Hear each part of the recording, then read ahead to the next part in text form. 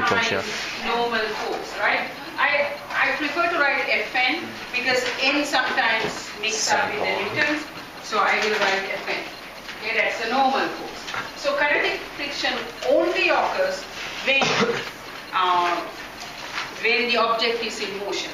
Okay, so it try to oppose the motion. That's why the kinetic friction occurs. Okay, but then there's one more thing called static friction. Okay, so static friction as well. It does not start. How do I say? It does not form or it does not start unless you try to move. Okay, if I stand like this, there's no friction. Okay. But when someone is trying to push me, then the friction starts working. But I won't move because the friction kind of protects me, from moving. Okay? But it can only last for maximum a certain extent. After that, I will fall or I will move. Okay? So, what I'm trying to say, static friction, we denote it as Fs, and there are three things. This is also proportional to the normal force. Okay, so the normal force, you know, is most of the time, not every time, if it is not in a motion, it's equal to mg, right? If you have a horizontal plane and you are standing on a horizontal plane and you are not moving, your normal force is going to be equal to mg. Even if you are moving in the, per direction. If you are moving on a horizontal plane, it's still going to be equal to mg. But this normal force, as you know, they depend on the mass. So, same way, static friction too depend on the mass. Okay. So the first thing you need to know, let's kind of write the first thing. When object is placed on a table, when object is placed on a surface or table or whatever, okay, it is at rest and it is at rest. When object is placed on a table and it is at rest, there is no friction.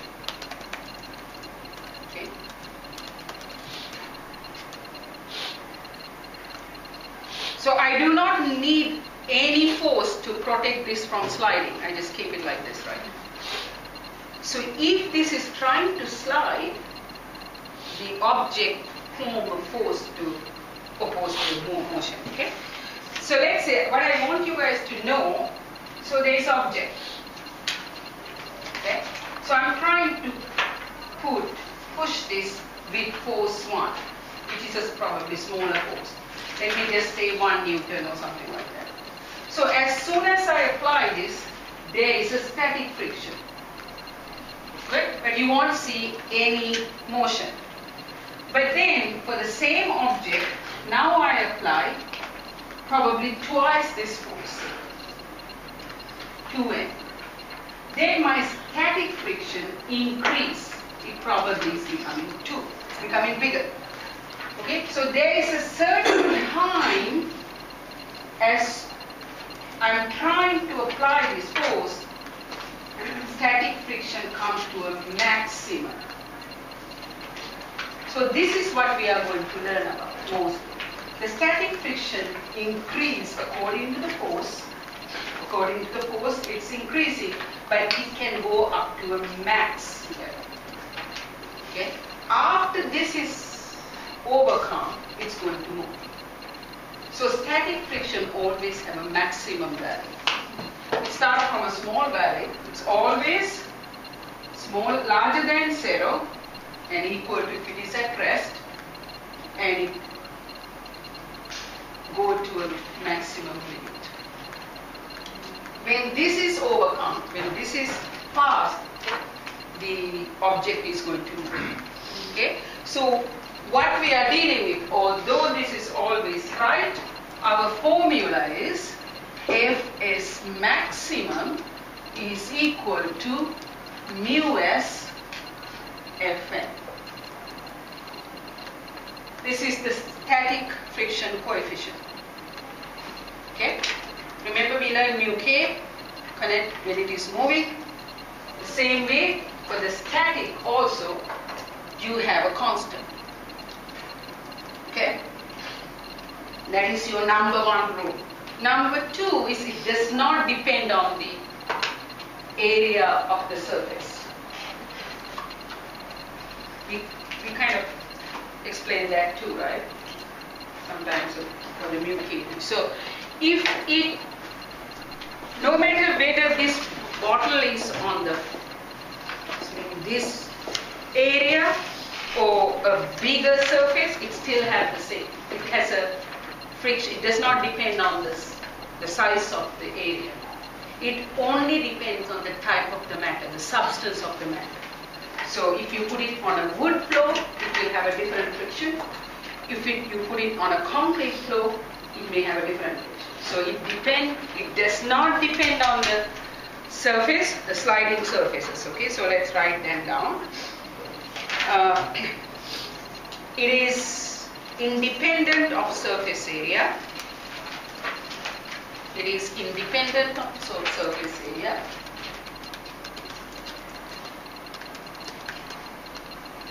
And it is not in the direction of normal force. That's the other thing. Although it's proportional to the normal force, it's not in the same direction. It's not in the direction of the normal force.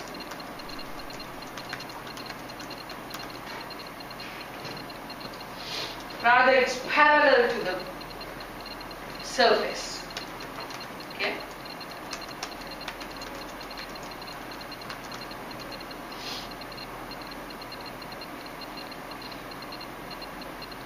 So these are the few things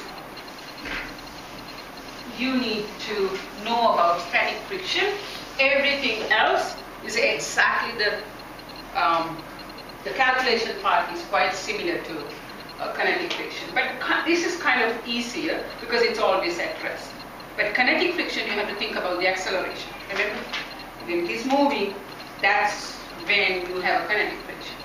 So kinetic friction, you are dealing with mostly acceleration. But static friction is much easier than kinetic friction according to my answer. That's how I understand. Okay? So let's do a few questions before we move on. So I want to prove that the static friction coefficient does not depend on the mass. It only depends on, you will see it's depending on the acceleration. Okay? So, as an example, I'm going to do an inclined plane because the flat planes are kind of easier. Okay? So let's do the inclined plane. Guys, I always want you to realize that although you write the object like this, have a free body diagram. That's easier. So you would say, okay, there is an object. First, I'm just drawing this, okay. This object is 95 kilogram. It is on an inclined plane, and the angle is 23.2, something like that. Okay? So you are asked, what is the static, what is the coefficient of this plane in order to keep this not sliding? Okay?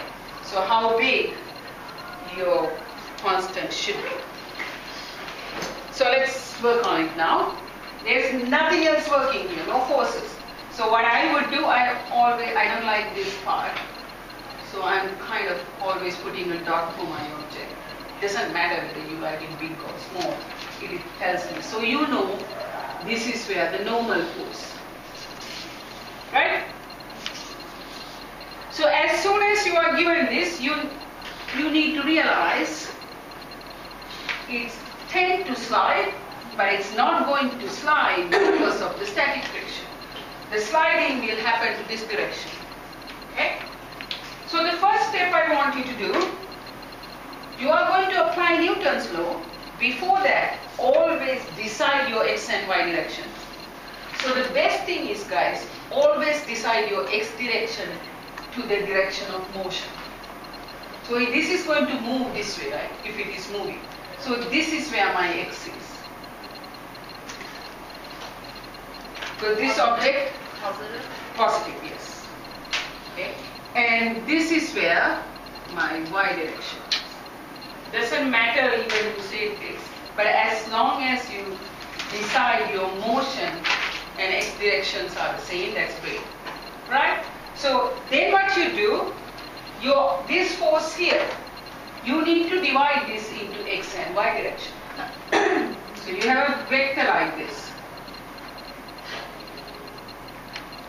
Now we don't have any more nice horizontal and vertical x direction. Our x is here, y is here, right? So the x direction, I mean, I have been always doing this.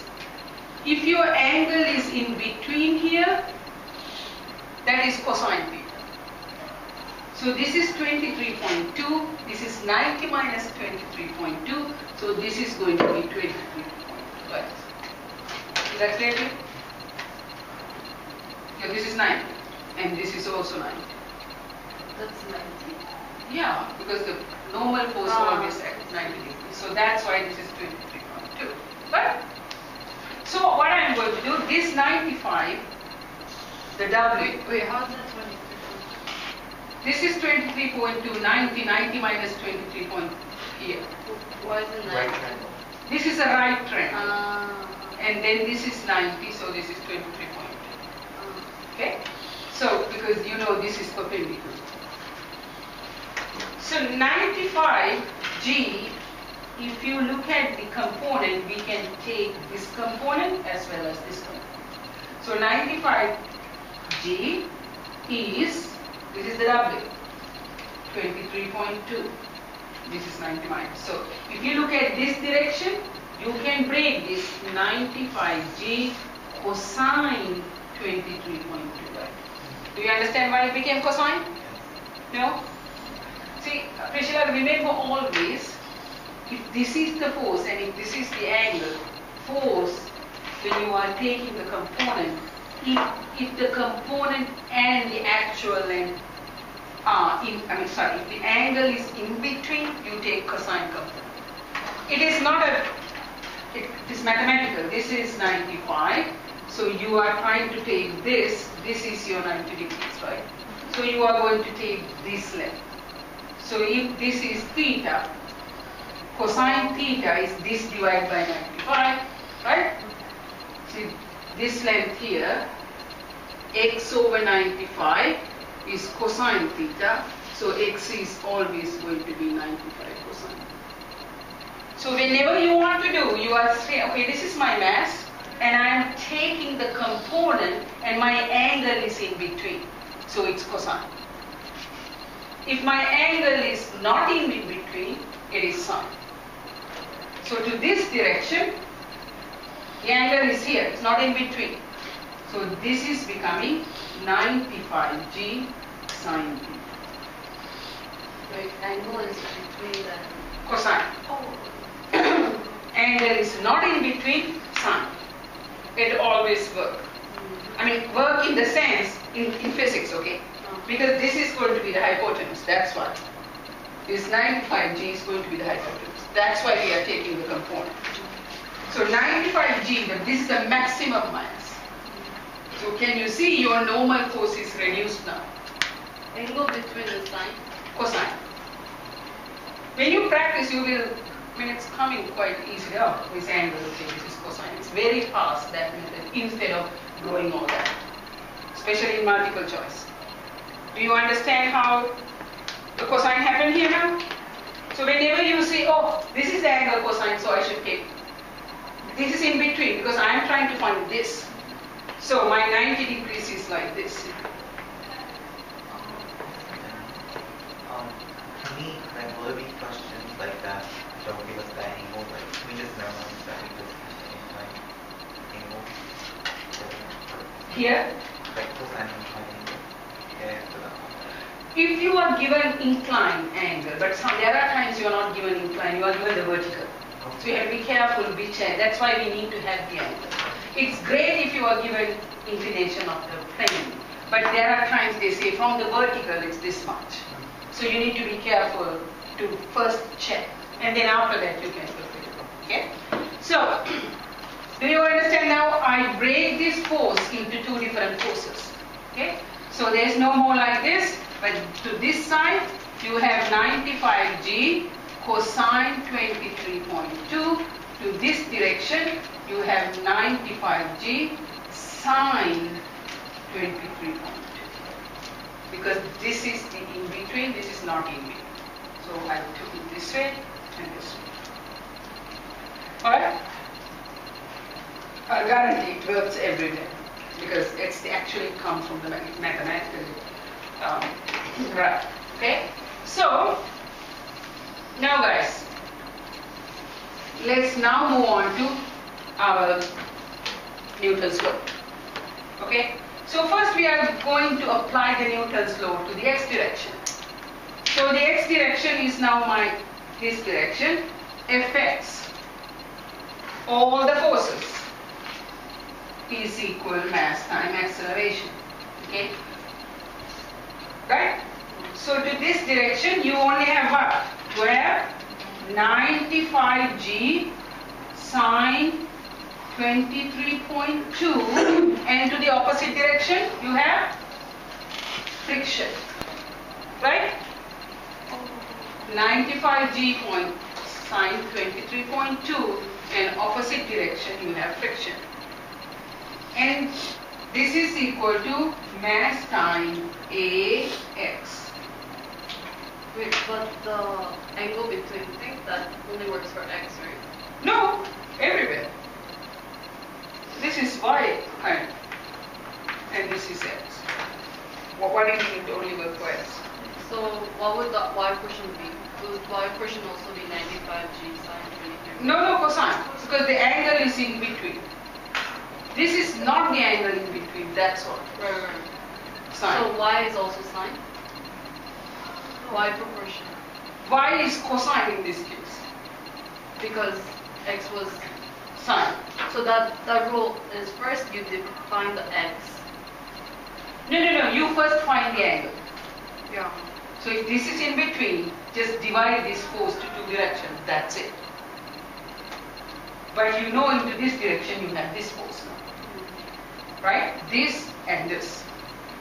And which is going to be equal to MAX. But this is 0. Right? Because it's not moving.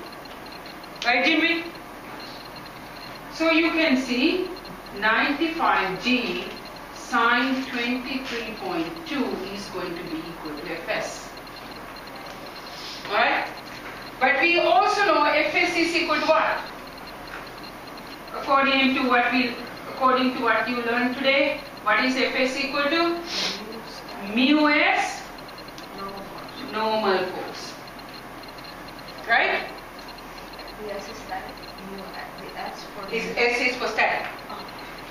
This is the normal force. Now how do you find the normal force? So you are putting to the y direction, let's put Fy is equal ma. Right? So when you put it to the y direction, you only have Fn, and this is Mn, this is what? Negative 95G cosine 23.2 is equal to MA1. But this is also same because it doesn't move. Right? So now you can see Fn is equal 95G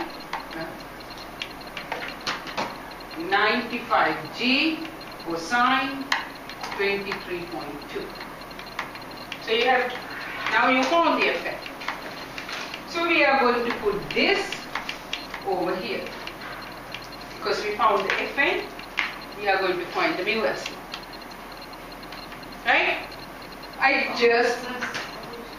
just apply Newton's second law in x direction and y direction. But before I applied, I took the forces, I divided the forces into both directions. Because force is a vector. So for F, the full force in x direction is the static friction and 95, right? No, 95 g sine. Yeah, 95 g, right? Yes. What is y? Y direction is this way. Normal force. And the mass component from, because this mass has a component to y direction. Was 95 sine 23.2 x proportional mass. 95 g sine 22. That's the x side, right? X side of mass. Yes. X proportional mass. Yes. Okay. So now you can say, not from here, okay? I'm applying here now.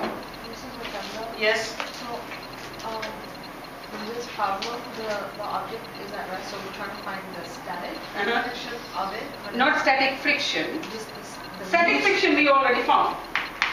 Oh, I thought that was mu s. not- Yeah, that's what we are going to find now. Because we don't know what mu s is. Okay. That US is basically max. Maximum, always maximum. Okay.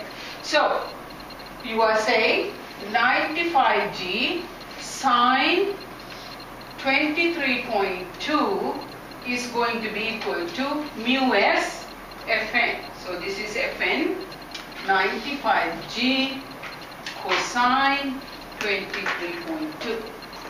Right?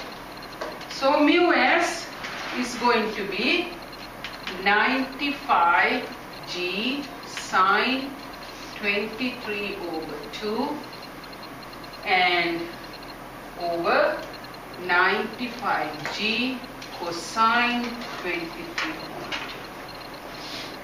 But the thing is, they are all cancelling off. So in this case, mu is going to be tan 23.2. Because they are all cancelling off. Not every time 10, okay? There are times that you may have forces, so that time you need to be careful. So, Do you understand this main part? so you're saying mass doesn't. Mass is doesn't, independent. mass is not going to include in mu s. It is independent of mass. Basically, the limit only static friction is tan. Yes, yes. Don't remember like this way. In this case, because you didn't have any other forces, it became tan. So you can say there's no forces, it's a tan of the inclined plane. So the mu s is the tan of the inclination if there are no other forces. Only it is at rest. Okay? Now this is great. Yes, you understood this, I believe. Did you? So you can find friction by using this, right? You know, 95 times 9.81 times this. But what is coefficient? Coefficient means, okay, y is equal mx. M is a coefficient, right? It's a constant. Right. When y increase, x increase. Right. But how much? What is the slope? The same way, mu s is also according to the surface. What is it? Okay. All right. Now I'm going to get the questions from this, because although you are going to do this, I know you are going to have a hard time. Now you look like, yeah, I got it. But when you are going to apply here, it's kind of confusing. Not confusing, unless, I mean, the thing is, guys, in physics, although you have understand the concept, you can't straight away apply unless you struggle with it. That's when you can apply it, okay? So let's do the first question. That is probably the hardest one.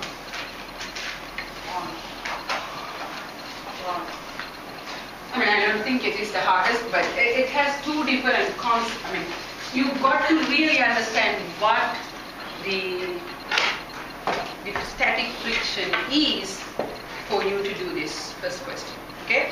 Now read it and see. A 60 kilogram person, none of you, except the boys. 60 kilogram person wishes to push a 120 kilogram mass box across a level floor. Which means, if it is me and flow, it's a different friction constant, coefficient than Puihun and because we are different substances. So box and flow is different. So that's what you need to understand. So this person, it can be same too, but we don't know. This is my personal. I don't know, guys. I cannot draw pictures other than stick figures. So, if it is perspective rules, yes, I don't know. Geometry. Oh. But I don't know. I'm not honest. So, he or she is trying to push this. Okay. So, he is applying a force F on the box. So, when he is trying to apply, he is not falling. So there is a friction works this way.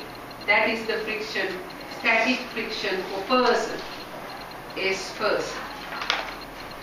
Right? And this box also getting the same force. Okay.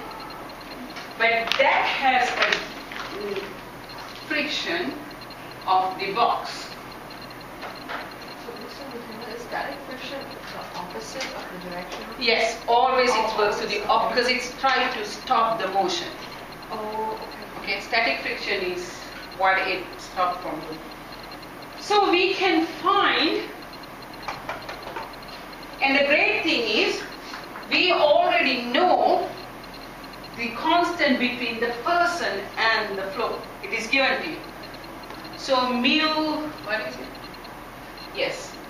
Mu s for person is 0.7, but we don't know what this is. Okay? So you first have to find this force before you do anything. Then you go and apply that force here. Correct? Because you got to find, that's why you are given this, to find this force. Okay? So, if this person also has a normal force, F and P.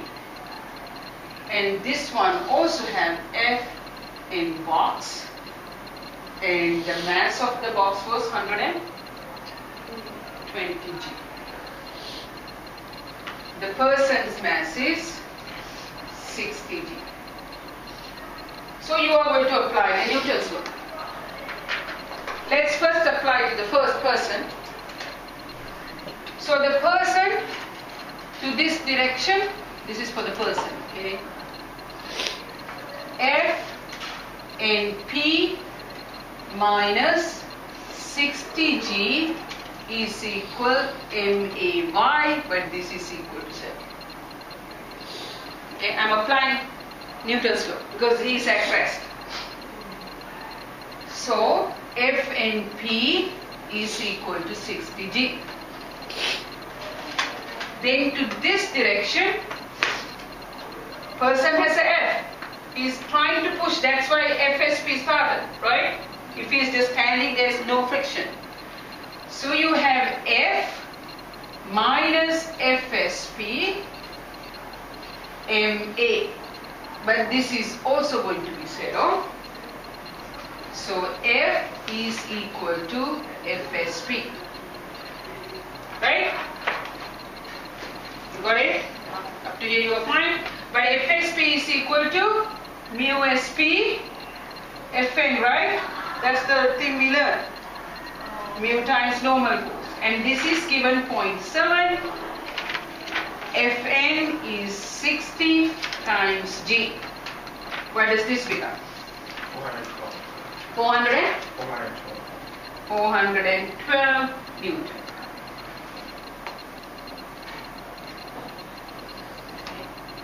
Now we are going to do the same thing here. So if you look at this object box, FNB minus 120G is equal MAY, but this is set. So FNB is 120G. I am applying Newton's law to this direction, okay? Always, guys, I will say, please write this Fy is equal MAY. Here, Fx is equal to MAX, net force. So once you know, show that, I mean, I know you can do it by yourself without thinking, but you are trying to, especially the AP students, when you write that, even if you make mistakes, examiners know that you know what you're doing. It's kind of showing what you know, okay? So then we are put into this direction.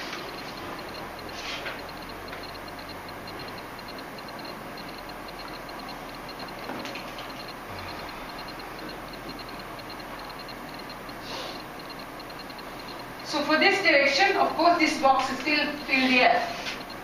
But that F is 12 Newton, right? So you have 412 minus FSB. Where is 412? Because this person is pushing this, so this is experiencing that force. We calculate F, right? The force. 412. Right?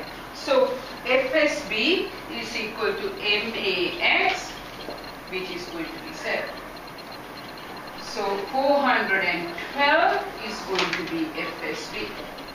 Wait, that's wrong. This is 588. No, that can't be. Oh, never mind. FSB is equal to mu SB Fn. Remember? Mu SB we don't know. But Fn is equal 120G. So mu SB is going to be 412 over 120G. So you can find the mu S. Right? So what was divided? 3.35, yes. So you know how, I mean, it is kind of understandable. This is 60. This is 120. So it should be half of that. Okay, but I didn't say that. Right? Because it depends on the mass. Fn is depend on the mass. So if this guy is 60 and it's 0.7, this should feel 0.35 because it's twice the mass. wasn't, how can the force equal the static force? Because it's not moving, see? F minus Fsc is m equal n. Equal, So this is going to be safe. equal amount. 토요일에 그냥 텍스트 보고 해야겠어. The more you force, the same amount comes back. Yes. Really? That's what we proved, right? Like when you try to push more, you feel 이렇게 양이 많아? it provides more friction for you to stay stressed. Not stressed, stay from 벌써 fall. 랩을 나 9개 했어. Ah, that's how the world 양 있잖아. Yes, 내가 that's how 강조하는 거 the world 아니야. is. 내용을 배우려면. 숙제는?